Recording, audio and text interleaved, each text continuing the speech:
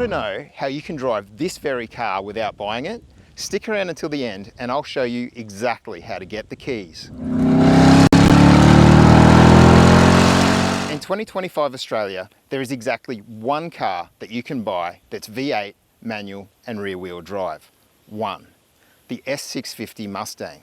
And this one, the Dark Horse, takes some real deal ingredient and stirs them into the recipe to give you a driving experience that you can feel from the driver's seat. Ford calls it the 7th generation Mustang. If we're honest, it's more of a comprehensive facelift than a clean sheet car. But that doesn't matter once you're behind the wheel.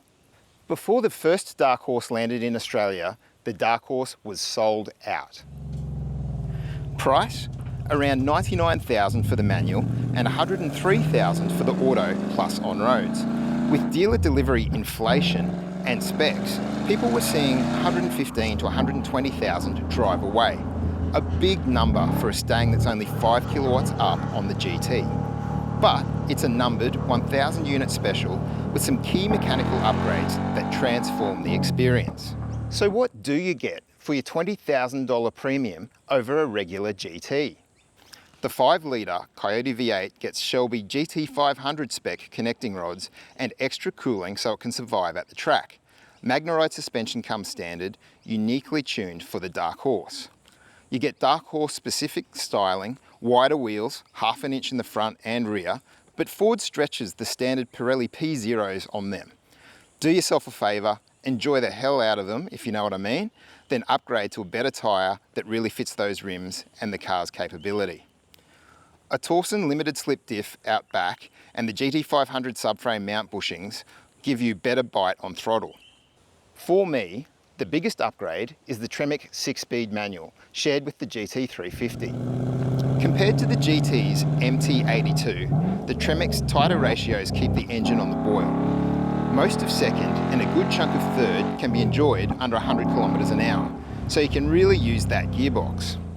Sure, the 10-speed auto will post better acceleration numbers by keeping you in the power band, but for enthusiasts, the Tremec is the one. Titanium shift knob, sweet weighting, user-friendly clutch. Toggle rev matching on if you're chasing perfect downshifts while you're focused on braking. A track day? You owe it to this car. Unique rear spoiler, unique front mascara look, call it what you want. In Dark Horse exclusive Blue Ember, it's stunning.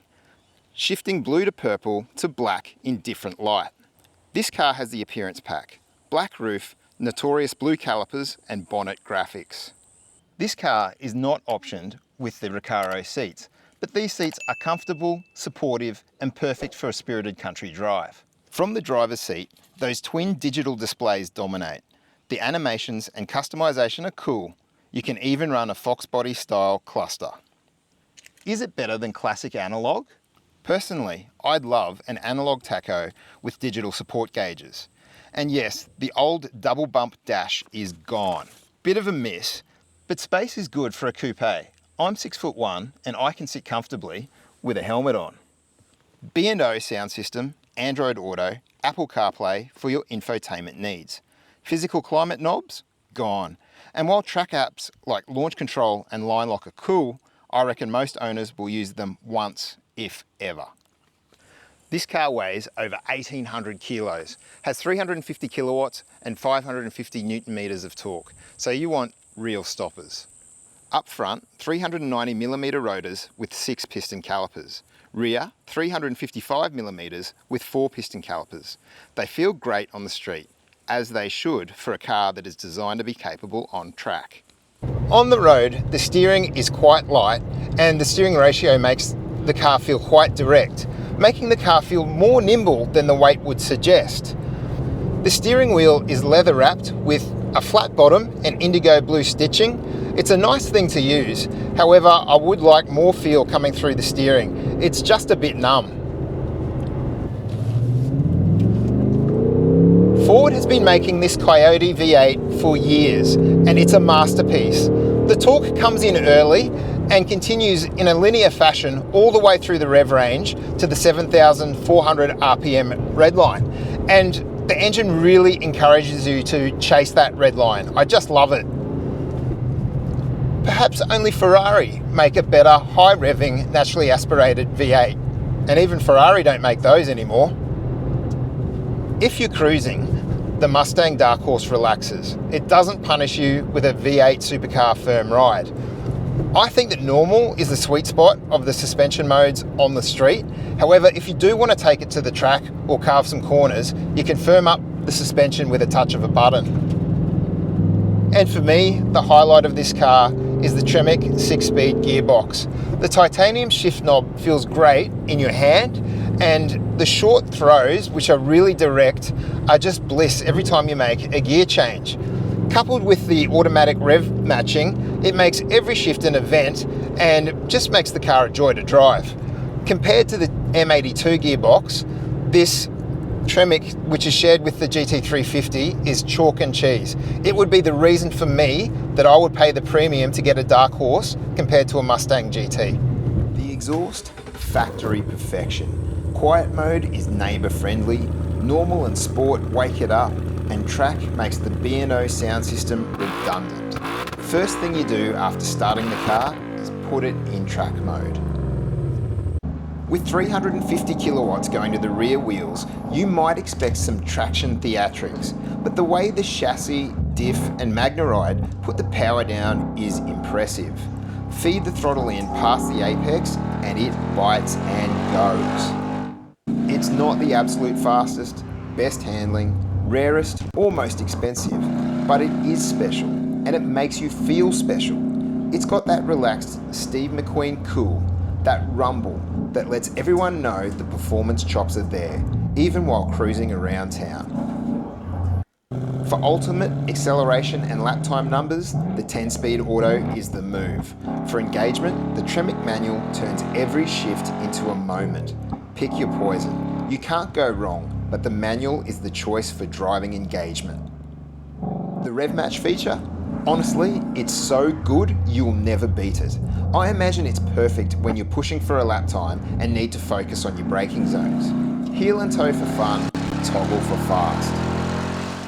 As you can tell, I'm really enjoying my time with this Dark Horse, but it isn't perfect.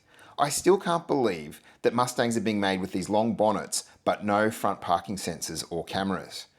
It keeps nagging me on the freeway to put both hands on the wheel, and the long doors can make getting in and out in tight parking spots pretty tricky. Also, it drinks more than Bob Hawke on a bender, but we knew that going in, and you got to pay to play. I've owned 4 6th generation Mustangs, including a Mark I, and the Dark Horse feels like an evolution in every way. Performance, drive quality, build, infotainment, it's all incrementally better. Before the Dark Horse was launched, it basically sold out sight unseen. But what if you want to experience one today? You're looking at roughly $105,000 plus on-road costs for higher mileage, low-spec cars, up to about $133,000 for a well-optioned car with delivery kilometres. But here's a question: how do you experience one before you buy? Or if you bleed blue oval, but the budget says maybe later? You can rent this very Dark Horse. Halo in West End, just near Brisbane CBD, has it available. Perfect for a weekend blast, a special occasion, or a proper test before handing over your hard-earned dollars. Give the team at Halo a call or check the website to see this Mustang and other performance cars they've got for rent or sale.